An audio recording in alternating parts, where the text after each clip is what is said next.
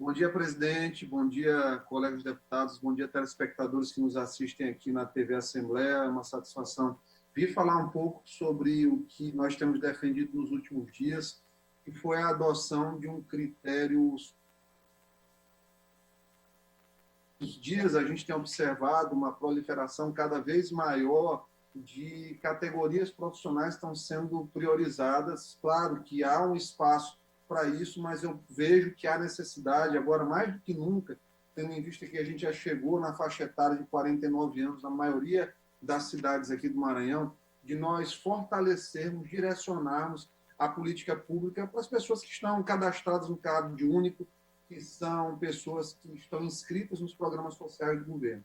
E por que eu digo isso? Eu digo isso porque são essas pessoas que, em geral, moram aí 6, 7, 8 pessoas dentro de uma casa de 30 metros quadrados com condições insalubres. São essas pessoas que, em geral, não têm acesso à água. São essas pessoas que não têm dinheiro, por exemplo, para comprar máscaras suficientes e para conseguir, inclusive, lavar essas máscaras para ter higiene adequada e ter um acesso, uma aderência às medidas higiênico-sanitárias. Então, são as pessoas que passam por todo tipo de privação. Privação, por exemplo, no sistema de saúde. Uma pessoa como essa, em geral, ela não tem nenhum tipo de contato dentro do SUS para antecipar uma consulta, muitas vezes para conseguir um laudo. A maioria das coberturas da estratégia de saúde da família no Maranhão dá abaixo de 40%. A própria capital São Luís tem uma baixíssima cobertura ainda. Nos últimos anos isso não conseguiu ser revertido de uma maneira adequada. Então, as pessoas, os mais pobres, de fato, eles têm mais necessidades.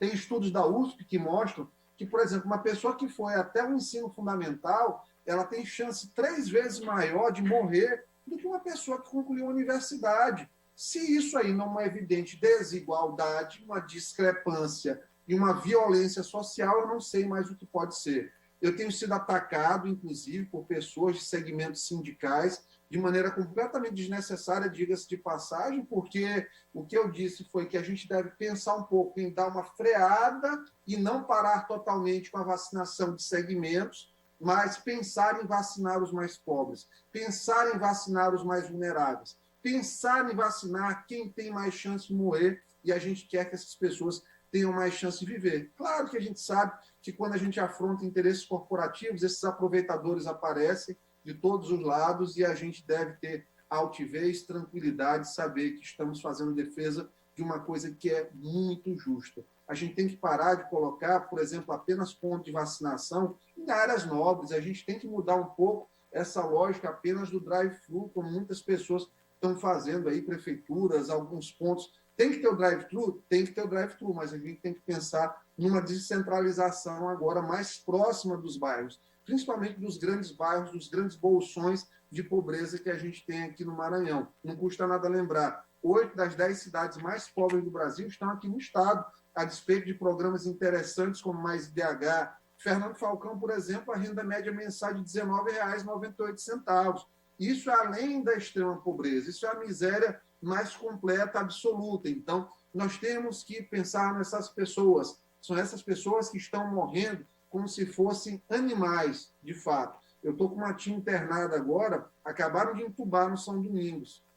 Ela está no São Domingos.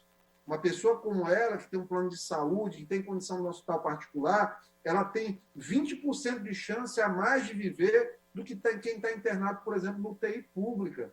Então, imagina quem não tem acesso ao UTI, porque tem muita gente que está morrendo sem conseguir um leito de UTI.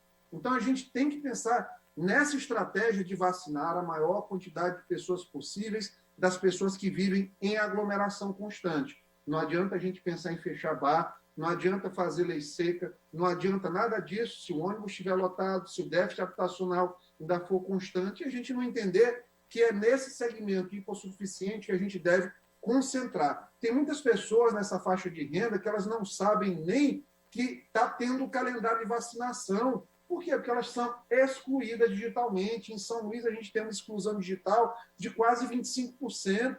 É muito alto.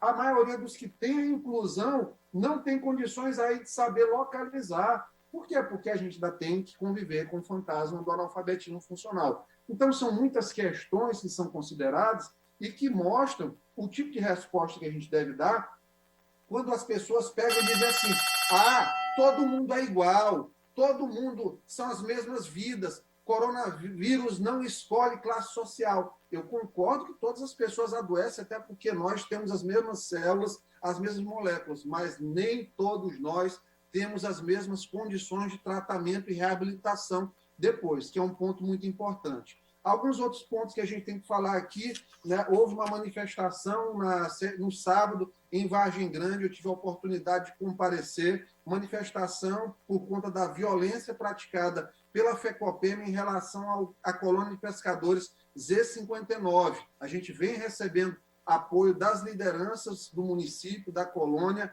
a ata da colônia foi devidamente preenchida e eles entraram com uma ação que, em primeiro grau, suspendeu temporariamente a permanência da presidência. Claro que a gente vai acompanhar esse processo na justiça para garantir que a presidência legitimamente eleita seja restituída com todo respeito aí aos dirigentes da FECOPEMA, mas a gente não pode compactuar com esse tipo de violência institucional e não vamos ficar calados. Golpes nós não vamos permitir nas instituições aqui dentro do estado do Maranhão. Então, para finalizar, senhor presidente, uma outra indicação que nós fizemos aqui recentemente, falei ontem com a secretária Flávia Alexandrina, que é uma pessoa da mais alta qualidade técnica e moral e de atenção aos deputados, que isso é muito importante no atual momento. Nós fizemos uma indicação ao SEGEP e ao FUNBEM para que as usuárias, né, do plano de saúde, dos servidores do Estado, tenham acesso ao atendimento em obstetrícia. Esse atendimento hoje, do ponto de vista do parto, ele ainda é negado. Isso causa problemas, claro, para quem tem um desconto mensal no seu contra-cheque. A secretária Flávia Alexandrina, de maneira muito generosa e cordial, ela se comprometeu a realizar um estudo de viabilidade econômico-financeira dentro do FUNBEM para que a gente possa analisar a possibilidade de, um breve espaço de tempo, conceder esse atendimento obstétrico tão importante e uma reivindicação tão antiga das usuárias, dos nossos servidores aqui do Estado do Maranhão. Eram essas palavras, agradeço a oportunidade e um bom dia a todos.